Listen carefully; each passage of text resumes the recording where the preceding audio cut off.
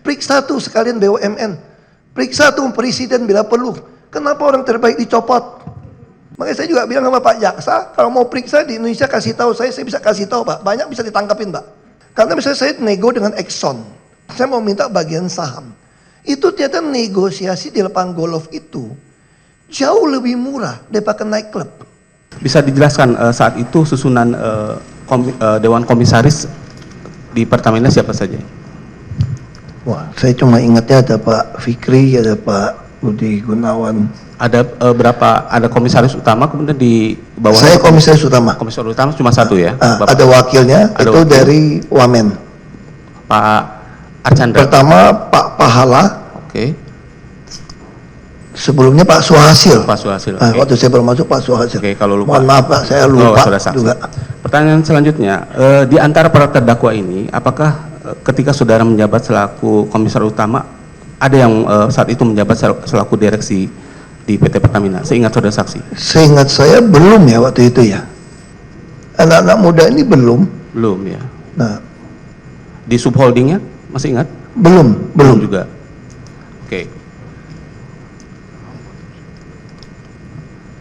Saudara saksi ya, berdasarkan Undang-Undang 19 tahun 2003 ya, di pasal 31 salah satu tugas komisaris yaitu melakukan pengawasan terhadap kinerja direksi.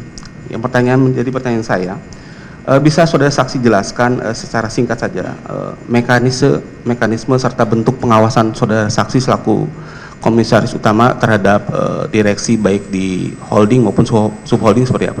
Ya, kami ada komite audit, ada komite remunerasi, juga ada komite satu lagi manajemen risiko.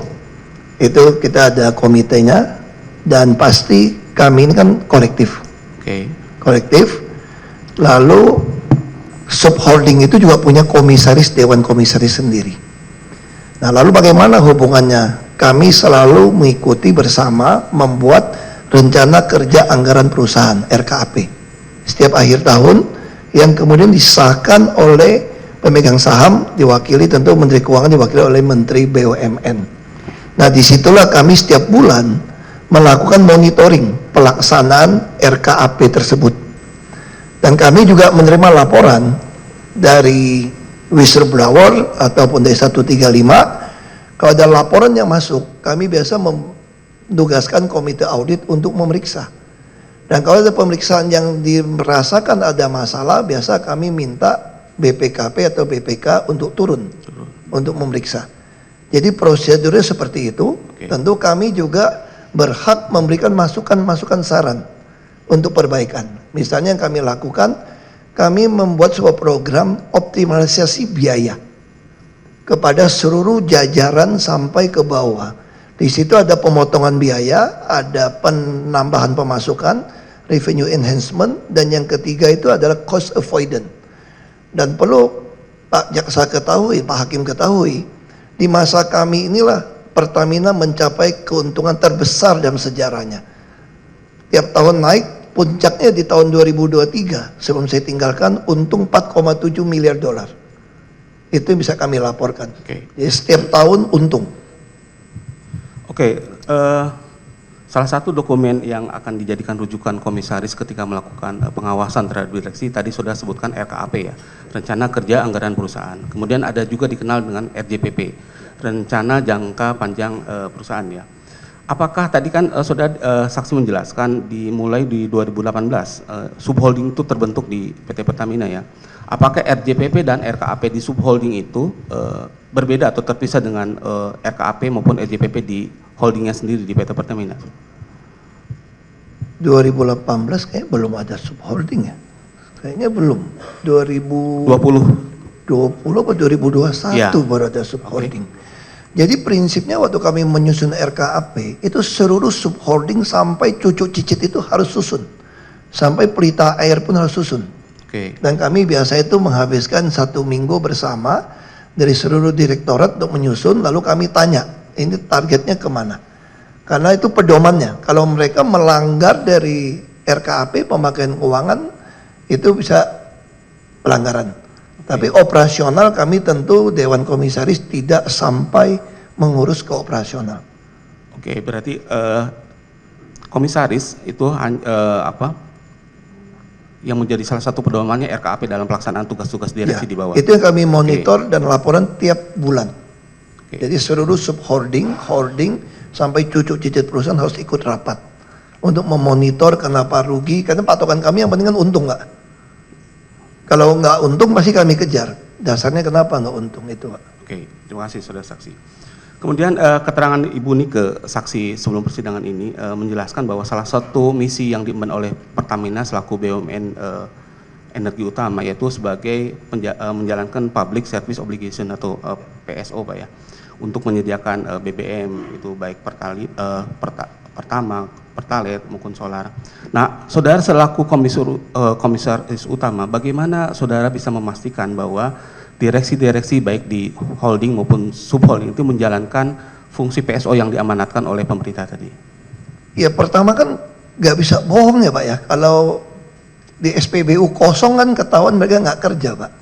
Lalu kami udah bikin sebuah sistem digital untuk memonitor. Nah zaman saya itu kita berhasil membuat monitor dari hulu, ngangkat minyak berapa barrel per hari, sampai kapal kirim, sampai ke SPBU kami bisa kontrol dengan baik. Jadi semua bisa dikontrol dengan baik, sampai kapal di mana semua dikontrol dengan baik dengan sistem digital.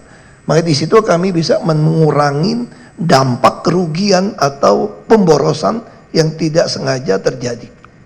Jadi sistemnya semua digital bisa kita monitor. Bisa dilihat di lantai berapa, saya lupa 21 apa 22, itu bisa monitor semua. Semua real time kami monitor. Sampai SPBU yang macet, dia kirim pesanan, sampai ada yang ngisi pakai tangki, semua kami bisa monitor. Oke, terima kasih saudara saksi ya. Kemudian saya sedikit tadi saudara menyinggung tentang keuntungan yang diraih oleh Pertamina. Sebagaimana kita ketahui kan pasar Pertamina ini hampir 96% lah pasar migas ini dikuasai oleh Pertamina. Pasti untung itu saudara saksi karena customer-nya sudah ada ratusan juta masyarakat Indonesia. Pertanyaan saya, bagaimana saudara sebagai komisaris memastikan bahwa keuntungan yang diperoleh Pertamina ini dengan direksi yang menjalankan fungsi operasional itu sesuai atau emang seharusnya keuntungan yang diperoleh Pertamina, tidak ada pengurangan keuntungan misalkan ketika ada tadi inefisiensi dalam menjalankan operasional tadi. Ini mohon maaf Pak Jaksa, Iya. Pak Hakim. Justru Pertamina itu berdarah-darah sebetulnya di Patra Niaga itu, cash flow-nya itu merah, rugi. Berapa kali rugi, kenapa? Karena pemerintah memaksa tanda kutip barang subsidi tidak boleh dinaikkan. Mungkin di sini perlu saya luruskan. Banyak orang berpikir Pertamina ini seenaknya menaikkan harga. Padahal tanpa izin presiden, menteri pun tidak berani menaikkan harga. Lalu apa yang terjadi? Mungkin Bapak Ibu masih ingat ketika harga minyak dunia naik, SPBU swasta sudah menaikkan harga. Pertamina kok tidak naik? Kami itu cash flow-nya itu arus kas itu merah itu, miliaran dolar. Di situ kami terpaksa minjam uang dengan pendek, direksi pinjam. Kami setuju. Kenapa? Karena pemerintah tidak izin naikkan harga. Padahal subsidi ditentukan bisa Rp1.000. Ini udah beda 5.000. Pemerintah nggak mau tahu. Termasuk satu harga. Itu banyak masyarakat nggak paham. Ini yang disebut dari Ibu Nike tentang public service obligation. Subsidi yang satu harga itu kirim barang gitu banyak. Itu kita bisa subsidi sampai 1 triliun. Pertamina keluar uang. Makanya saya pernah lapor presiden. Kalau Bapak kasih kami ubah sistem subsidinya dengan ke orang dengan sistem digital, kami punya My Pertamina. Dan anak-anak muda ini, mohon maaf Pak ya, kenapa bisa anak-anak muda ini jadi direksi? Karena kami mengubah sistem waktu itu. Dulu tuh urut kacang. Yang muda ini nggak bisa 20 tahun, kalau kerja 20 tahun baru bisa sampai ke senior vice president. Saya selaku ketua komite normasi, saya potong, ribut sama direksi yang lama, sama BUMN, nggak bisa. Dasarnya meritokrasi, anak umur berapapun kalau dia mau kerja, jujur harus jadi direksi. Ini yang kita lakukan Pak. Lalu apa yang terjadi? Tidak disetujui. Oke. Nah itu yang saya sampaikan Pak. Padahal saya bilang saya bisa untung 6 miliar dolar kami. Oke. Kalau subsidi tidak dalam bentuk barang, tapi dengan sistem voucher digital. Dan anak-anak muda ini sudah membuat Pertamina yang kartu Pertamina itu loh, yang My Pertamina. Oke. Itu bisa jadi kuno luar biasa. Tapi itu juga kesulitan pemerintah tidak izinkan kami melakukan terobosan ini. Oke, sudah saksi. Kami sudah menangkap keterangan saudara ya. Kemudian di persidangan sebelumnya juga ada Pak Arcanda maupun Ibu Nike menjelaskan bahwa kebutuhan BBM nasional itu sekitar 1,4 juta barrel per hari. Kemudian kemampuan domestik itu menyerap sekitar 800.000, sehingga ada kekurangan sekitar 600 barrel per hari. Itu dari sisi impor minyak mentah.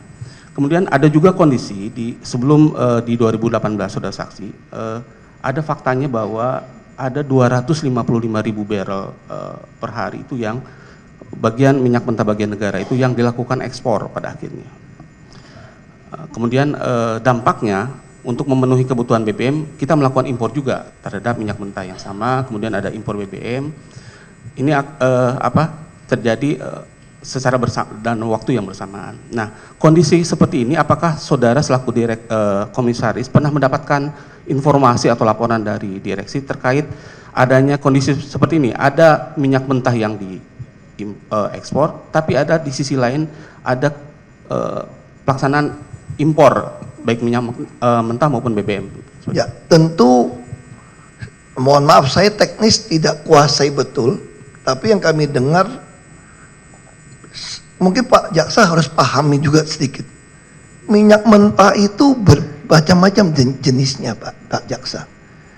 Jadi ada jenis yang low sulfur misalnya, itu harganya tinggi, kita nggak butuh barang itu. Jadi dalam perdagangan Pertamina itu biasa saja, kalau ada barang mau dibeli orang lebih mahal, kami tidak butuh barang lebih mahal, kami impor, itu biasa. Jadi jangan punya pemikiran kita, semua barang yang dikeluarkan dari minyak bumi bagian pemerintah harus kita serap. Kita bicara dagang, makanya secara teknis saya tidak kuasai betul, tapi kita ada mengenal minyak mentah yang mahal itu sampai kerjasama dengan Korea di SK Oli itu heavy apa gitu, saya lupa lah istilahnya itu. Jadi itu kita pilih lebih baik kita ekspor, tapi kita bisa beli impor yang lebih murah karena tugas kami adalah menghemat devisa negara. Oke. Kami itu Pak yang namanya lakukan. Sudah saksi. Mungkin saya konfirmasi, apakah saudara saksi pernah mengetahui atau membaca Permen SD 42 tahun 2018 tentang prioritas pemanfaatan minyak bumi untuk pemenuhan kebutuhan dalam negeri. Nah itu kemarin penjelasan dari Pak Arcanda selaku Wakil Menteri SDM itu ada Permen SDM ini dimaksudkan agar minyak mentah olahan dalam negeri ini bisa dioptimalkan penyerapannya oleh PT Pertamina. Di zaman saudara, apakah Permen SDM ini pernah saudara mendapatkan laporan dari direksi Pertamina? Sudah dijalankan atau belum? Ya, pasti dijalankan Pak. Malahan bagian kontraktor asing pun kami paksa untuk beli, karena kami mau menghemat biaya kapal Pak. Jadi kan kalau begitu lifting dari kontraktor asing itu, SDM kan ada pembagian 5% punya negara. Dan yang punya negara kami serap, kami akan beli, ada harganya tiap bulan. Bahkan kemudian kami mulai berpikir, kenapa yang asing ini tidak jual kepada kami juga? Supaya kita mengurangi biaya kapal, mengurangi transport. Tapi tentu sebagian asing ada yang mau, ada yang nggak mau. Jadi dalam perminyakan itu, saya kira ESDM mengeluarkan ide itu adalah dalam rangka sebanyak mungkin kita serap. Oke. Tapi bukan berarti barang boten pun kita serap gitu Pak loh. Jadi ini ada hitungannya, ada jenisnya. Oke. Gitu Pak. Apakah saudara saksi selaku komisaris juga mendapatkan informasi bahwa ketika dilakukan impor BBM atau minyak mentah itu akan menimbulkan biaya-biaya lain seperti biasa pengapalan, kemudian ada kebutuhan storage, sehingga mengakibatkan lebih mahal penyediaan BBM dengan metode impor seperti itu? Ya, kita memang sudah bukan eksportir minyak mentah lagi Pak. Jadi kita kebutuhan impor itu bisa 7.000 sampai 800.000 barrel per hari untuk menutupi kekurangan kita. Dan kita juga mengalami kilang-kilang kita ini kilang-kilang dengan Nelson Index istilahnya Pak ya. Kalau diterjemahkan bahasa awam itu, kilang ini udah payah Pak, udah tua Pak. Sehingga tidak efisien kilang ini sebetulnya. Mari kita terus memperbarui kilang. Kalau impor, pasti konsekuensi akan Lebih mahal. mahal. Karena kadang-kadang kita tender kan kita nggak berani tender jangka panjang. Nah, kita tender jangka panjang nggak berani. Kalau namanya pendek, tentu orang kamu butuh ya di istilahnya ya agak mahal. Tapi terpaksa kadang-kadang dilakukan karena kita punya tanggung jawab supaya minyak kan jalan Pak ya. Oke. Nah apalagi yang masalah Pak, kami temukan sebagai komisaris, saya tanya, kenapa tidak mau impor dengan kapal yang besar sekalian? Kan kita punya, lebih hemat. Makin besar makin hemat. Ternyata pelabuhan kita jetty-nya banyak yang rusak. Nah di situ kami perintahkan pada direksi, anggarkan di RKAP untuk perbaiki jetty supaya bisa nyandar. Itu yang kami lakukan Pak. Perbaikan jetty itu bisa korelasi Kan dengan ada jetty ketabrak Pak, kapal kok nggak bisa nyandar kan? Kalau di laut obang-ambing kan pasti mahal Pak. Terus kena demolit Pak. Kalau kapal yang kita pakai, kapal kita pun kita hitung-hitungan nggak Pak? Walaupun anak perusahaan, dia hitung. Kalau dia misalnya 4 hari harus bongkar, tahu-tahu dia seminggu, dicas Pak. Itu jutaan, bisa ratusan ribu itu dolar. akan menimbulkan biaya tadi, pengangkutan. Iya, oke. makanya karena itu Pak, jetty itu kami perbaiki. Oke. Kemudian saudara saksi ya, terkait perkara yang sekarang kita sidangkan, ini ada beberapa fakta yang kami akan sampaikan kepada saudara saksi. Kemudian saya akan menanyakan apakah saudara pernah mendapatkan informasi terkait fakta tersebut. Pertama, adanya penolakan lifting minyak mentah domestik yang nampak dilakukan ekspor tadi. Kemudian adanya pengadaan sewa kapal dengan biaya yang lebih tinggi. Kemudian ada juga tadi dari aspek penyewaan terminal. Sebetulnya menurut keterangan direksi dan beberapa saksi lain, Pertamina ini memiliki sekitar 113 terminal BBM yang masih bisa digunakan dalam rangka pengoptimalan penyimpanan BBM. Tapi di 2014 ada fakta ada penyewaan TBBM Merak pada saat itu di zaman Ibu Karen. Kemudian tidak dimasukkan dalam RKAP maupun EJP, kemudian proses pengadaannya dipaksakan seperti itu, sehingga Keberatan Bapak Ketua. Oke. Ini pendapat. Sebentar, kami sedang menggambarkan Ini nggak ada faktanya, nggak ada begitu persidangan Pak, nggak usah ditambahin. Faktanya ada penyewaan 2014 begitu. Oke, itu keterangan saudara Karen, izin yang mulia. Nggak ada. Oke. Nggak ada. Selesaikan dulu sebentar. Nanti penilaian fakta bisa berbeda antara saudara dengan kami kan? Makanya jangan dibawa-bawa Tidak, fakta. tidak JPU. ditambahkan. Sudah. Ya. Biar diselesaikan dulu. Ada Nanti yang silakan dipaksakan katanya. Mana Nanti ada? dengar nanti dulu. Sudah. Silakan dilanjut. Nanti di counter saja Oke. Pak, silakan. Saksi Karen maupun saksi Nika menyatakan tidak adanya kebutuhan untuk penyewaan storage ini, saudara. Artinya kondisi ini apakah pernah Keberatan nih Bapak Ketua, yang ngomong sewa itu tidak dibutuhkan siapa tadi, saksi siapa?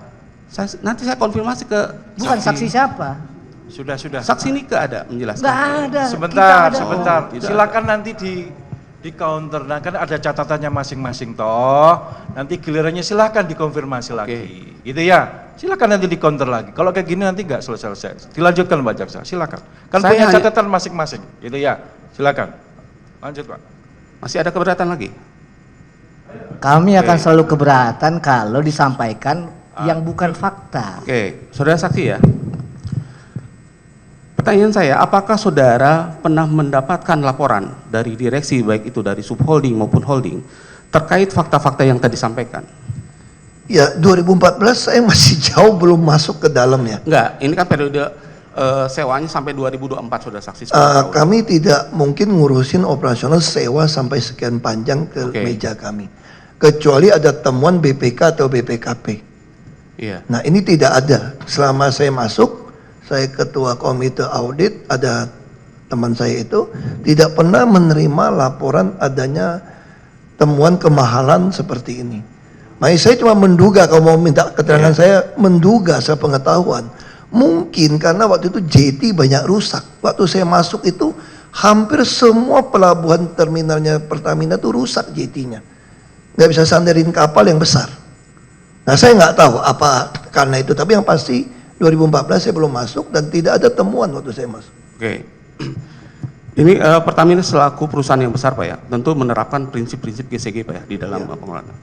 Di dalam TKO yang saudara ketahui, apakah sepengetahuan saudara saksi diperbolehkan misalkan di dalam proses pengadaan itu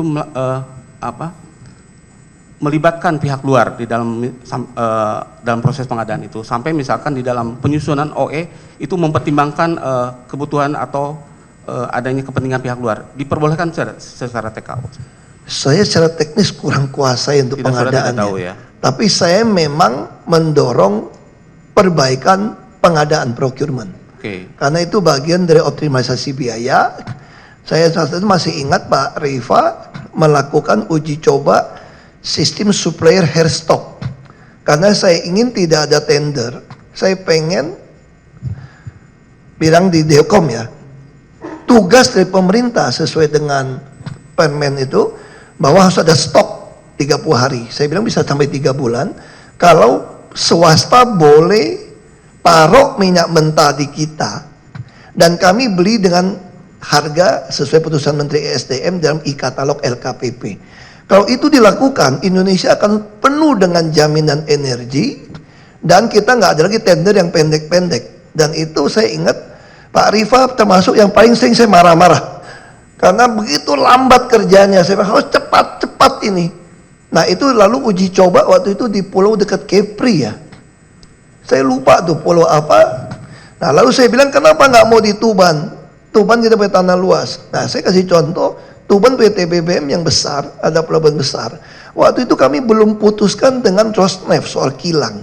Jadi tanahnya itu kita masih, padahal kalau itu batal dengan Rosneft, saya akan jadikan itu hampir 800 hektar sebagai TBBM terbesar di Indonesia dengan minyak mentah maupun minyak produksi, dan siapapun taruh di situ asal harga sesuai dengan harga yang ditetapkan oleh menteri atau harga kilang kami langsung beli tanpa tender dari e-katalog RKPP. Itu yang lagi dikerjakan. Saya nggak tahu, saya tinggalkan 2 tahun ini Pak, apakah itu sudah berhasil dikerjakan atau tidak. Oke, terima kasih saudara saksi.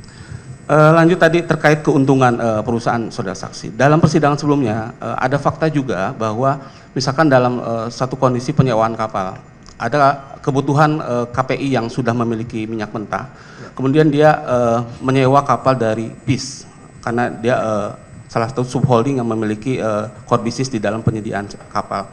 Kemudian PIS sendiri dia akan menyewa lagi ke PIS PL yang di Singapura. Itu sama-sama Pertamina sudah saksi. Kemudian PIS PL Singapura itu akan meminta lagi ke PIS yang ada di Tokyo, Jepang seperti itu.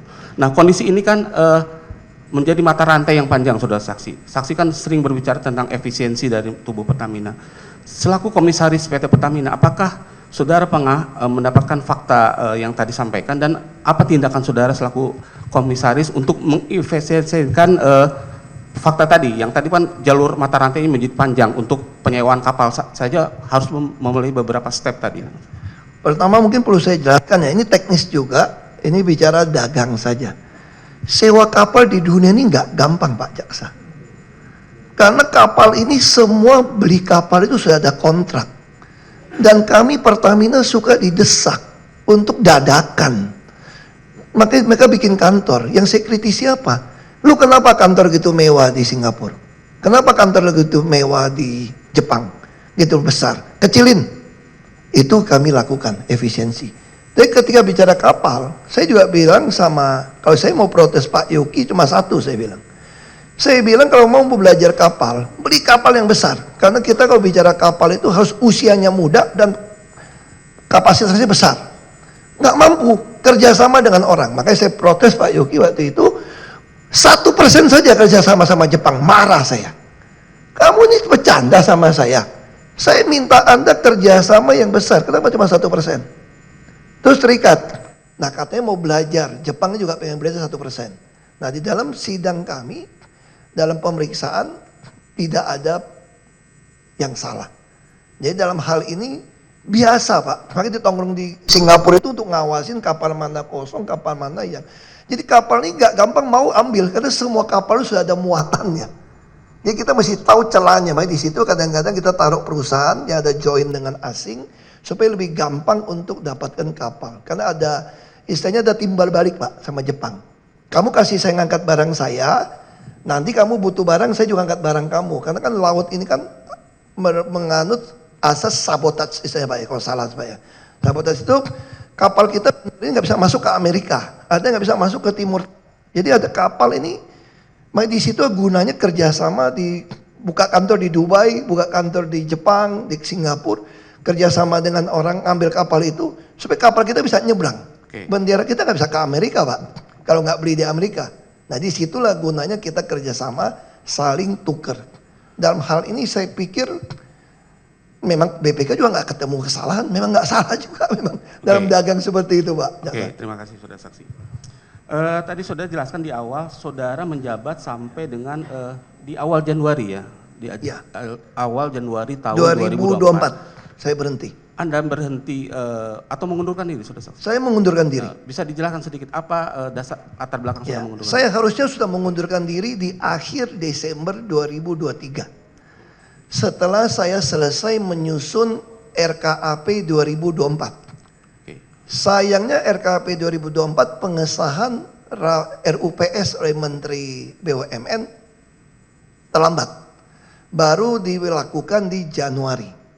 Nah begitu dilakukan di Januari, saya mundur. Tapi di situ saya sudah meninggalkan sebuah catatan, RKAP dengan sistem pengadaan yang baru harus memberikan penghematan 46%. Dan direksi semua sudah tanda tangan. Nah saya keluar karena alasan politik. Beda pandangan dengan Presiden Pak Jokowi. Oke.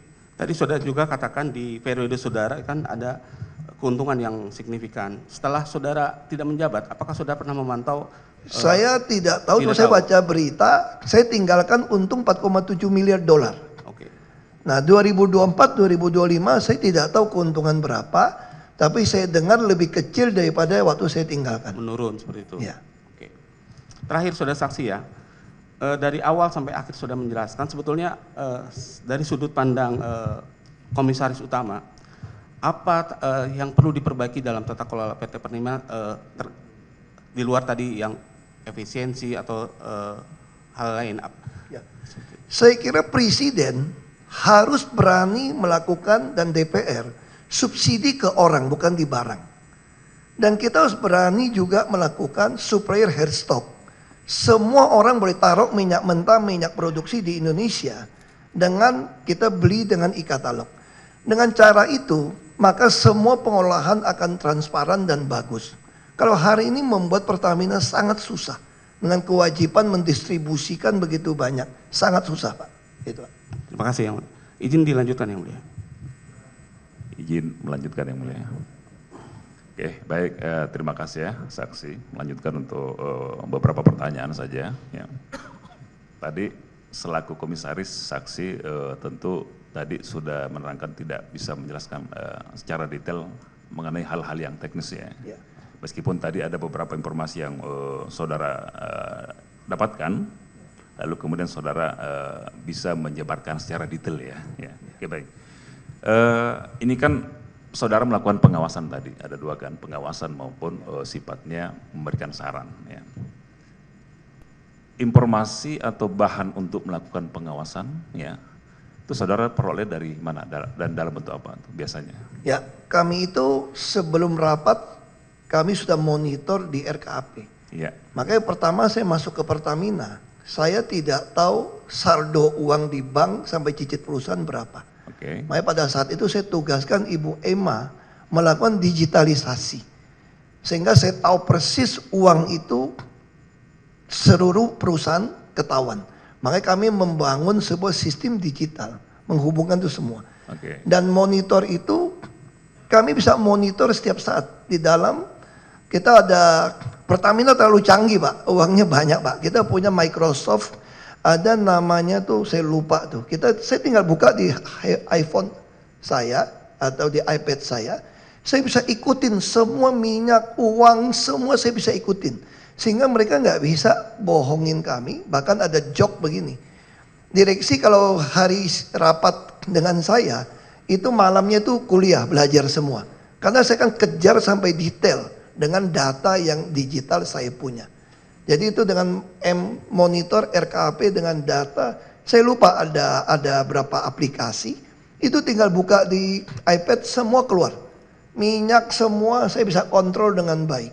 Jadi ada sistem yang bisa menjadi Bisa. acuan Bapak Jaksa saudara. bisa ke Pertamina, bisa lihat semua digital lari kemana. Oke. Sampai kapal delay berapa hari saja Pak ya. Baik. Saya bisa curiga ada kencing atau enggak. Saya bisa perintahkan tangkap. Itu sistem itu dibangun oleh Dewan Komisaris. Zaman saya, kita minta direksi. Dewan yang mana. Komisaris ya, Ya, kami yang usul. punyanya, Ya. punyanya Dewan Komisaris. Enggak, punyanya kami. Pertamina kan Oke. BOD, Baik. BOC kan sama Pak. Baik. Pertamina Pak. Nah, berarti yang menyiapkan data informasi itu adalah Pertamina.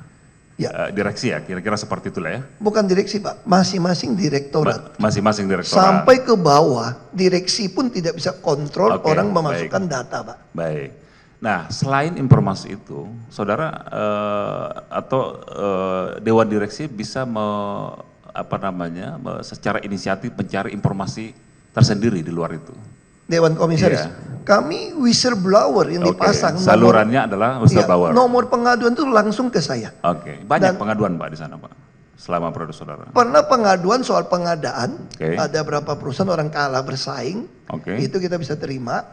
Terus, Termasuk pengadaan soal editif, termasuk ya itu aja Pak pengadaan. seputar yang umum. pengadaan. Ya. Secara umum pengadaan apa masalahnya yang dilaporkan? Biasa kan orang kalah bersaing bisa protes, Iya. bisa diperiksa BPK juga. Nah kami protes apapun harus kami teliti. Oke, akhirnya identifikasi dari Dewan Komisaris terkait dengan Ya, karena itu memang persoalan tugas Iya, kami. Apa identifikasinya kalau saudara bisa menyimpulkan dari beberapa laporan melalui whistleblower itu, kemudian teridentifikasi apa sih masalah yang Ya. terjadi? Misalnya gini Pak, Ya. pernah ada pengadaan editif. Ya. Kita udah butuh editif, lalu terjadi nggak pada tanda tangan direkturnya Pak Masud Hamid, nggak pada tanda tangan. Ibu Nike juga mengatakan yang tanda tangan harusnya Pak Masud, ini udah anak perusahaan bukan saya lagi. Tapi ini kan barang kita butuh. Lalu BPK juga turun tangan. Nah saya di dalam Dekom rapat, karena Pertamina besar kami hampir tiap hari rapat itu Pak. Anak-anak perusahaan tugaskan komite audit, mengaudit. Lalu komite audit itu biasa tuh mantan BPKP ada polisi ada, yang pensiunan, mereka mengaudit. Ketika hasil audit itu dilaporkan, nah kami melihat ini perlu dikirim audit dari BPK, BPKP atau tidak. Kalau perlu kami kirim surat kepada BPK, kepada Menteri BUMN, minta lapor ke BPK. Ketika bisa ada BPK lapor pada kami akan lapor ke pihak aparat. KPK ataupun polisi ataupun jaksa. Kalau sampai ada, itu prosedur yang kami lakukan. Oke, baik, sudah ditangkap ya. Lalu kemudian tadi saudara saksi juga menerangkan ada komite mitigasi risiko juga yang kemudian berjalan di Dewan Komisaris ya. Saudara ikut di komite itu atau berbeda Kami fungsinya? tidak ikut, tapi secara umum dia kerja harus laporkan pada Dewan Komisaris. Oke, ada laporan Saya kepada di saudara ya. renumerasi ya, Oke. karena kita bagi-bagi Pak ya. Di periode saudara menjabat 2019 sampai 2024 ada beberapa laporan dari komite mitigasi risiko yang saudara dapatkan? Ya, Di antaranya adalah? salah satu ya soal pembangunan kilang karena ada masalah COVID. Ya, masalahnya apa pembangunan kilang? Jadi delay Pak, Oke, karena COVID. akhirnya kemudian dampaknya, Pembengkakan implikasinya biaya. apa? Pembengkakan biaya, lalu kita harus putuskan.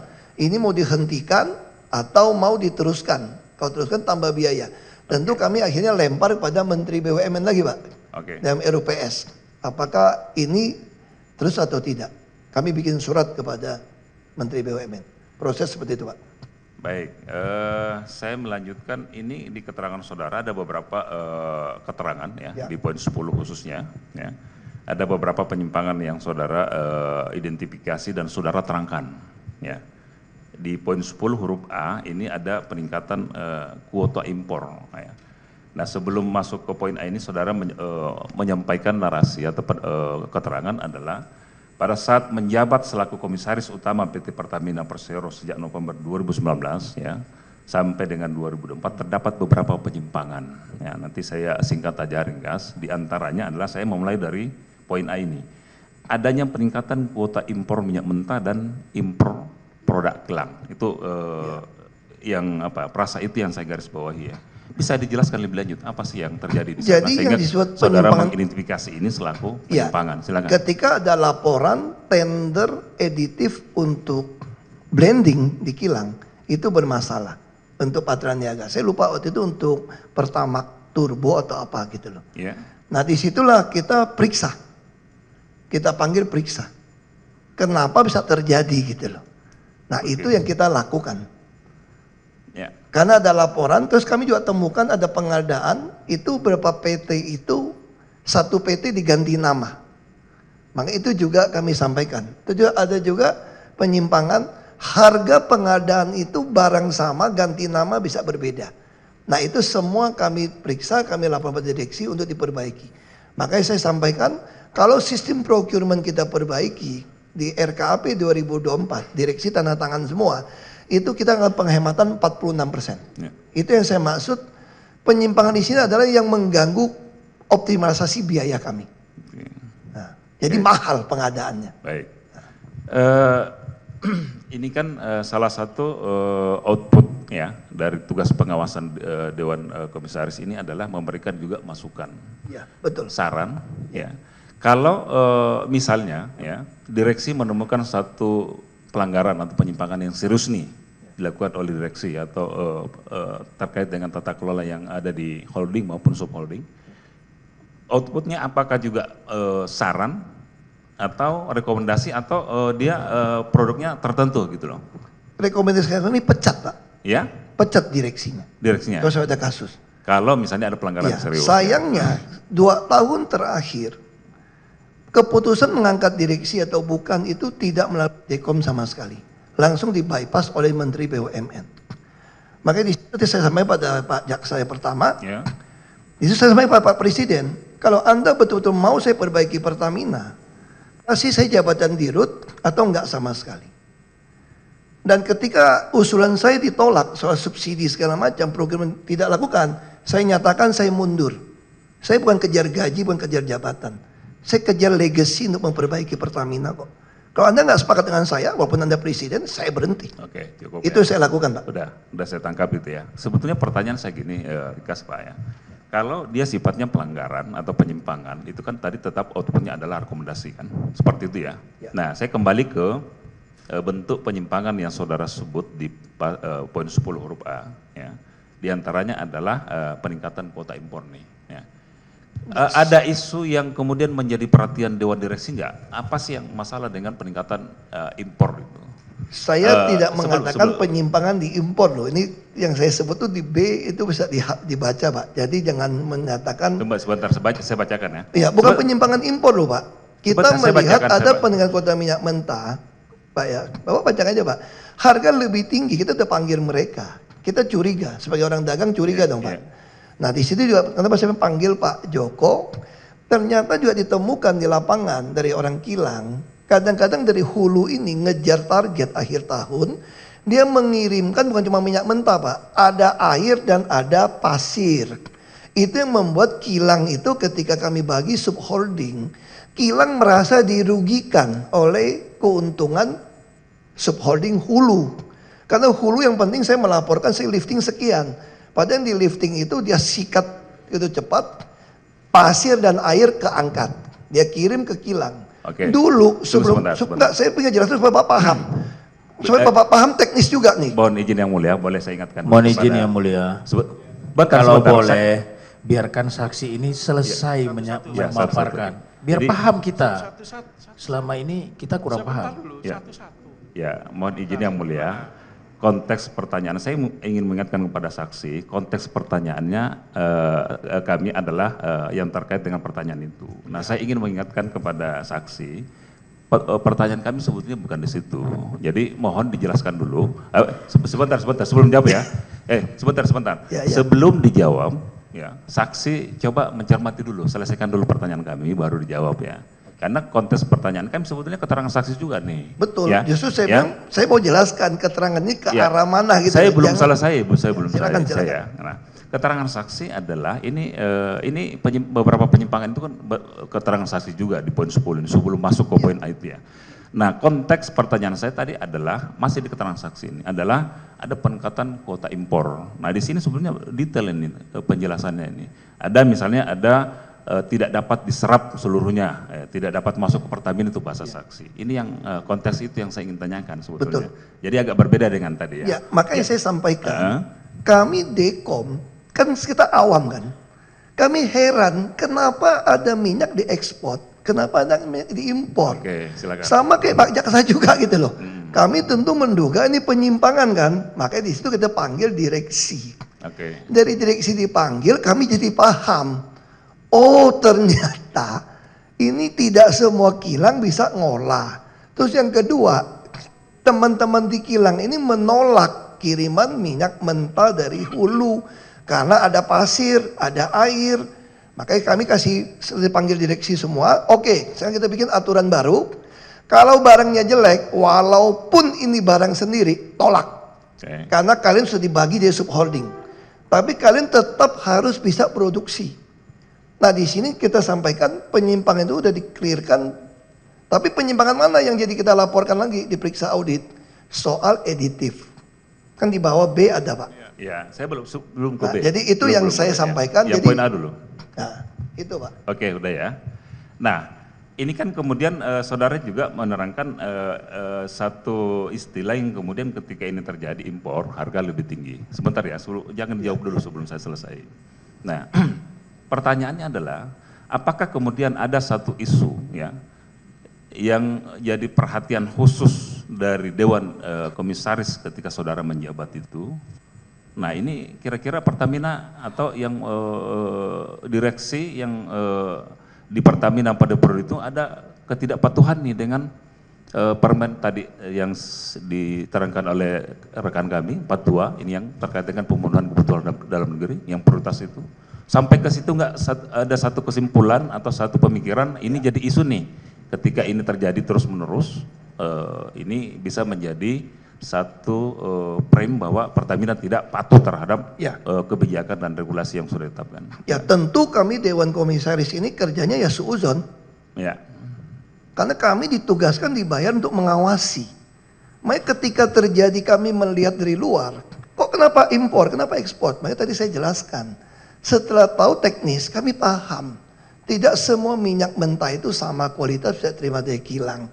Makanya di situ kami melihat ini bukan kesalahan direksi untuk impor dadakan dapat harga mahal. Toh BPKP tidak ada temuan pengadaannya menyimpang atau tidak dan masih untung. Lalu di situ kami mengusulkan sebuah ide, kenapa tidak membuat supplier hair stock supaya nggak usah tender terus menerus, taruh saja barang. Siapapun yang taruh barang di Indonesia kami beli, udah saya jelaskan tadi. Itu yang kami usulkan. Kami selalu bukan cuma curiga, panggil, periksa, lalu kami selalu memberikan usulan. Bisa tanyakan pada direksi yang saudara jadi tersangka. Saya ini udah termasuk orang paling cerewet, bukan cuma marah, tapi saya pasti kasih solusi. Marah ada solusi. Saya bukan sembarangan marah, tapi ada solusi. Karena mereka juga orang kan, bukan orang yang mau sembarangan gaji begitu besar kok. Ada tantim begitu besar kok. Masa nggak mau untung uang halal? Tapi kami selalu kasihkan solusi. Itu. Baik. Selama saudara menjabat ya, ada nggak satu bentuk ya pelanggaran atau penyimpangan yang kira-kira menurut saudara saksi sendiri paling berat di Pertamina itu? Paling berat sudah ketemu kasus LNG Pak. LNG. Terus yang lain? Kami laporkan. Yang lain nggak ada temuan Pak. Kalau LNG kan memang ada Yang berat kerugian ya. dilaporkan Pak. Ya, yang sampai kemudian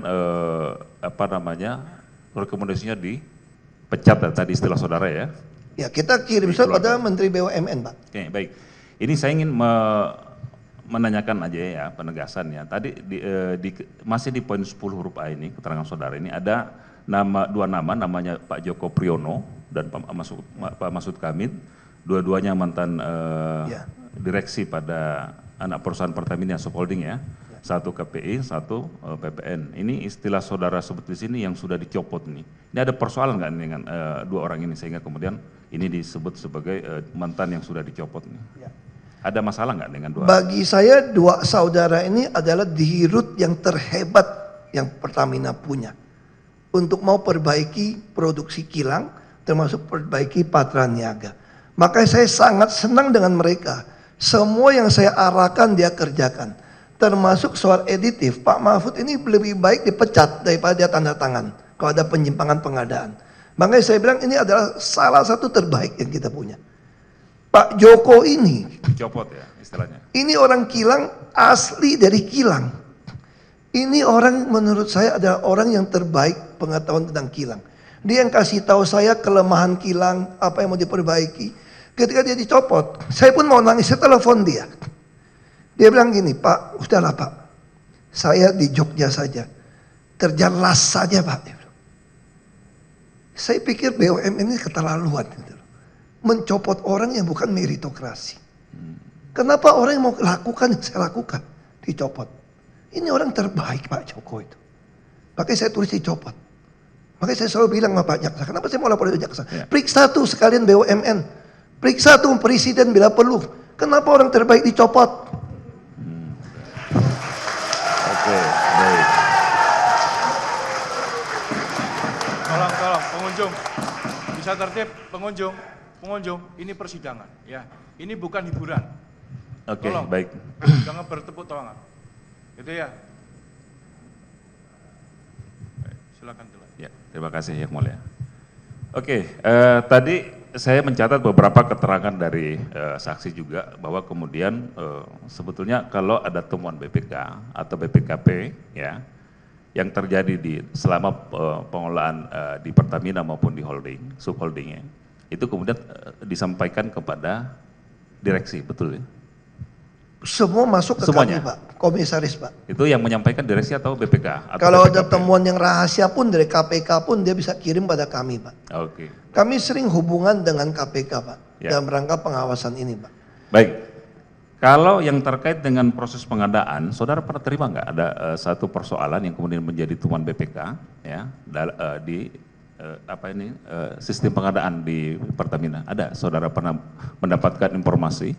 Kami tidak Selama pernah periode dapat, saudara, ya? tidak ada Pak. Ya? Di masa saya tidak ada. Terkait dengan pengadaan yang kemudian memenangkan salah satu demut yang sebetulnya tidak masuk daftar seleksi? Jadi temuan BPK, saudara Nah itu terinformasi kami atau tidak tahu Pak, karena Tidak tahu, semua ya? pengangkatan langsung oleh Menteri BUMN Pak. Oke. Tinggal surat, bahkan kami dicopot pun, kami dilantik pun kita tidak pernah diajak negosiasi. Baik, tapi saudara nggak tahu Kita nggak tahu Pak. informasi mengenai ada temuan BPK? Mungkin itu saya jelaskan situasi Ya, di dalam Pak. oke. Ya.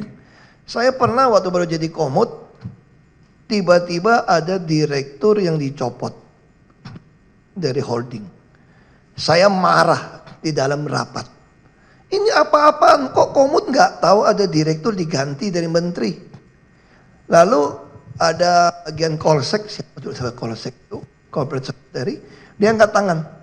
Mohon maaf Pak Komut, Pak Komut itu nggak berhak untuk menentukan direksi mana diganti mana enggak. Itu haknya Menteri BUMN. Saya waktu itu mau saya lempar pakai botol air minum udah. Dia gituin saya. Tapi setelah saya jalanin saya memahami sistem kita memang begitu kayaknya.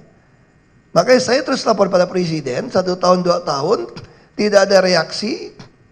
Makanya tahun ketiga saya sudah putuskan. Sebetulnya awal tahun kalau saya mau ngomong, almarhum Pak Kuntoro Mangkusubroto, dia teman baik bapak saya, dia sudah nasihatin saya, dia datang ke Pertamina sama Pak Eri. Pak Suki, kamu percaya sama saya, nggak ada guna di sini, mending berhenti. Makanya saya berhenti dari komut di PLN katanya, karena semua ada di Menteri BUMN. Tapi saya bilang, Pak, saya mau coba. Minimal saya mau perbaiki dari dalam. Sampai bisa berhasil membangun cost optimalisasi. Beliau bilang, ya silakan coba. Nah, sampai beliau meninggal, kemudian ya saya udah coba, udah mentok di sini, udah capai harga tertinggi, saya berhenti. Karena nggak ada lagi orang yang boleh melanggar peraturan yang saya bikin. Kalau mau diperiksa bisa. Untung paling tinggi kok 4,7 miliar dolar. Kenapa nggak mau contoh? Sederhana sebetulnya kalau mau tangkap orang main, saya bilang. Makanya saya bilang saya lapor ke jaksa, saya punya rapat saya kasih pada jaksa, silakan Bapak periksa semua notulen rapat, tinggal ditanya kenapa tidak ikutin saran dari Dekom. Itu jauh lebih penting buat saya. Oke, baik.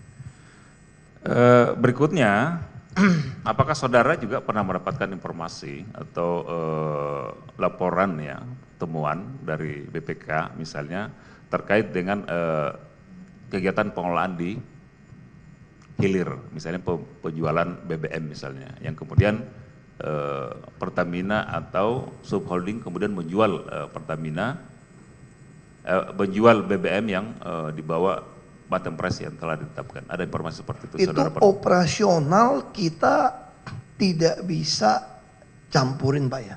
Ya. Dan kalau saya mau jelaskan, di dalam Patria Niaga itu kami sengaja naruh komisaris itu anggota BPKP aktif dan jenderal polisi lulusan terbaik yang pensiunan duduk di sana jadi komisaris.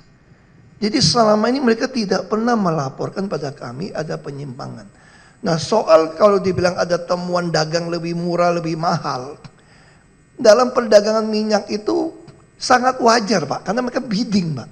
Kita melawan AKR, melawan yang lain. Jadi untuk kontrak jangka panjang itu kadang-kadang direksi bisa memberikan harga yang karena panjang. Nah itu kita nggak campur, Pak. Itu operasional sama sekali. Pertanyaan saya adalah apakah pernah saudara dapat informasi temuan BPK misalnya? Tidak, Apakah karena orang BPKP-nya, ya, orang BPKP-nya jadi komisaris nggak pernah laporkan, Pak. Nggak pernah ya? BPK ini BPK misalnya, ada nggak? Kita nggak pernah, Pak. Nggak pernah Karena lapor. pasti lapor pada kami, Pak. Kalau Oke, baik. Berikutnya, tadi juga saudara menerangkan kemudian pernah mengusulkan satu sistem pengadaan yang efisien yang baru ya. Ya. Tapi kemudian apakah kemudian ditindaklanjuti, di apa namanya, dikabulkan misalnya. Tapi kemudian ini pernah saudara mengusulkan. Ada masalah apa dengan sistem pengadaan sebelumnya? pengadaan sebelumnya itu membuat Indonesia tidak punya cadangan lebih dari 30 hari. Karena kalau mau sampai 30 hari berapa hari, mau berapa miliar dolar. Sebetulnya dalam undang-undang migas itu menjadi tugas pemerintah. Tapi karena pemerintah merasa Pertamina adalah BUMN, padahal dalam undang-undang migas Pertamina ini diperlakukan seperti swasta sebetulnya. Tapi karena pemegang saham adalah pemerintah, Pertamina ditugaskan, lu rugilah kira-kira gitu. Kamu nombok, kamu mesti nombok demi supaya negara ini aman secara minyak. Jadi secara prinsip, makanya kami usulkan, kenapa tidak mau supplier Herstock dengan e-katalog RKPP. Saya bawa tim Pertamina ketemu kepala RKPP ada 3 kali. RKPP juga saya undang datang ke Pertamina. Saya ingin RKPP itu ada satu halaman khusus untuk pengadaan Pertamina. Seperti yang saya punya waktu saya di Jakarta. Jakarta menjadi provinsi pertama yang punya halaman khusus pengadaan. Makanya saya bisa hemat uang begitu banyak di Jakarta. Tapi apa yang terjadi ketika saya tidak jadi gubernur lagi? Semua diubah. Ada nggak BPKP mengatakan itu temuan? Cuma kelebihan bayar, Pak. Makanya saya juga bilang sama Pak Jaksa, kalau mau periksa di Indonesia kasih tahu saya bisa kasih tahu, Pak. Banyak bisa ditangkapin, Pak. Kalau Bapak mau, Pak. Itu aja, Pak.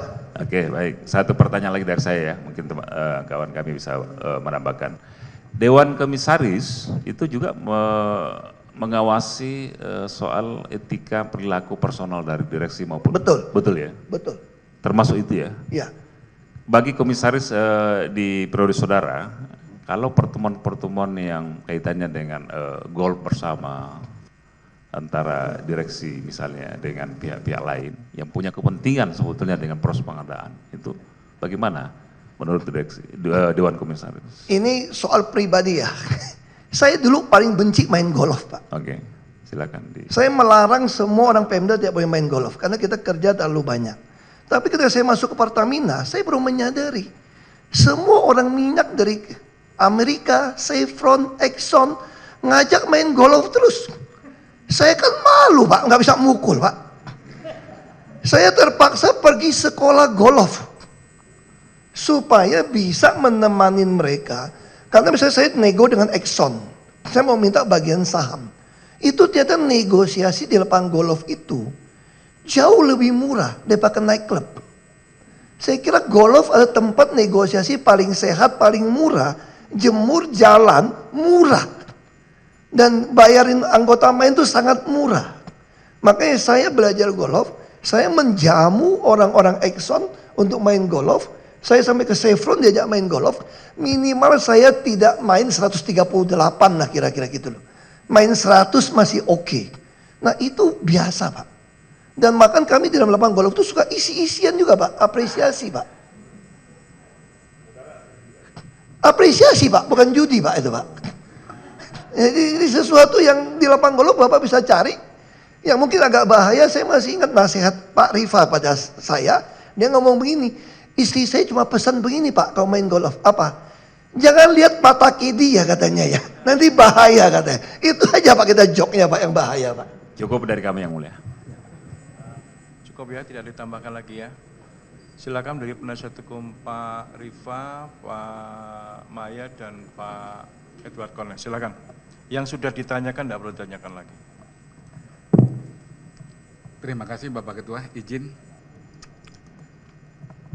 Saya mewakili, ini ada beberapa terdakwa, mewakili Pak Rifa tadi yang barusan disebut soal golf, Maya Kusmaya dan Edward Corne. Nah, yang lain kan ada timnya.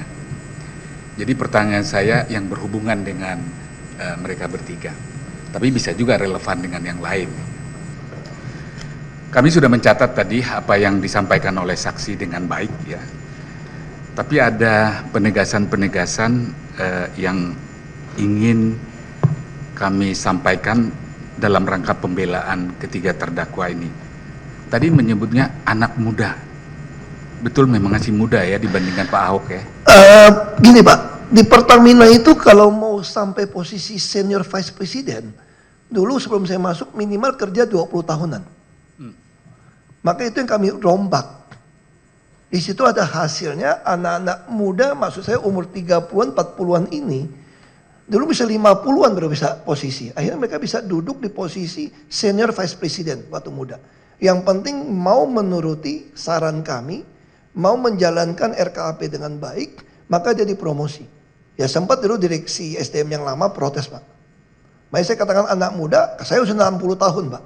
Subscribe, share, like, and comment. Subscribe, share, like, and comment. Subscribe, share, like, and comment.